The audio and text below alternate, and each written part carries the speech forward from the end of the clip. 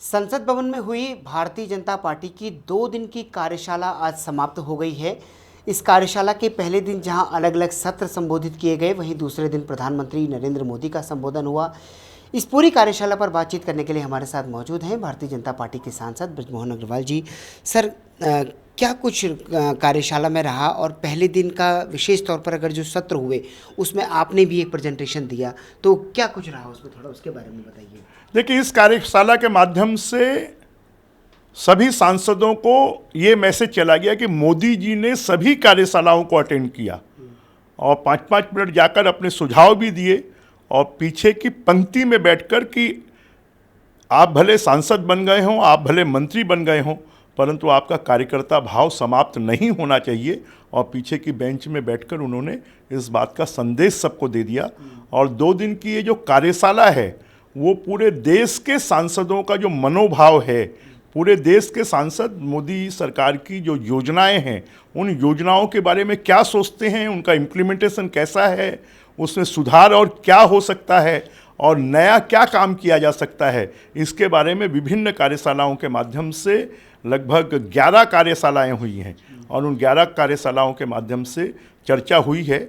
मुझे भी एक कार्यशाला का संचालन करने का अवसर मिला, शहरी सांसदों की कार्यशाला, और उस कार्यशाला में अमित शाह जी भी उपस्थित थे, उस कार्यशाला में राजनाथ सिंह जी भी उपस्थित थे, निर्मला सीतारमण जी भी उपस्थित थी, अश्विनी वैष्णव जी भी उपस्थित थे, किरण रिजिजू जी भी उपस्थित थे, हमारे विदेश मंत्री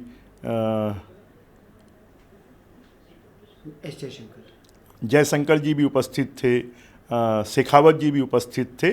और सबकी उपस्थिति में सांसदों को कि हम स्वच्छता के माध्यम से, चाहे वो वहाँ पर स्वच्छ पानी देने का मामला हो, चाहे वहाँ पर फिर स्वच्छ हवा देने का मामला हो, चाहे फिर वहाँ पर शौचालय बनाने का मामला हो, चाहे वहाँ पर प्रधानमंत्री आवास बनाने का मामला हो, और इसके माध्यम से हम पूरे देश को एक संदेश दे सकते हैं। इसलिए इन योजनाओं को, स्वच्छता अभियान को लेकर, चाहे एक पेड़ माँ के नाम लगाने का मामला हो, शहरी सांसद जो हैं इस दिशा में काम कर रहे हैं। वो क्या काम कर रहे हैं वो उन्होंने बताया, जो इनोवेटिव काम कर रहे हैं, और क्या करना चाहिए, इसमें मोदी जी के साथ साथ में बाकी सांसदों का भी मार्गदर्शन मिला। दूसरे दिन प्रधानमंत्री ने भी काफ़ी महत्वपूर्ण बातों पर अपनी बात रखी है, काफ़ी विषय छुए हैं उन्होंने, जो कि हाल में चल रहे हैं।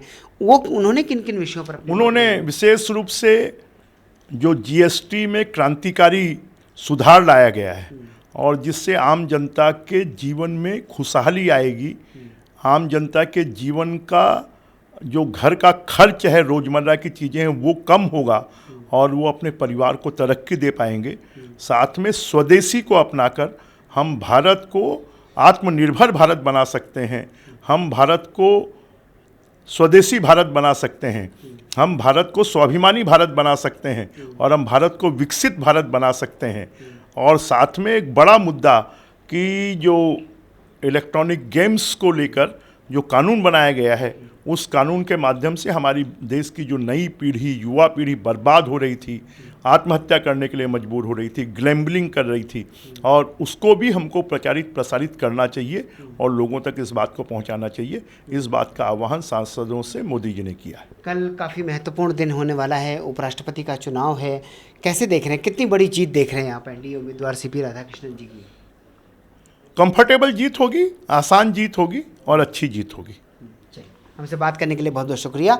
तो अब देखना ये होगा कि प्रधानमंत्री नरेंद्र मोदी ने आज जो संदेश दिया है, उस संदेश को लेकर सांसद किस तरीके से अपने क्षेत्र में जाते हैं और जनता के बीच कितना बड़ा मैसिव अवेयरनेस क्रिएट करते हैं।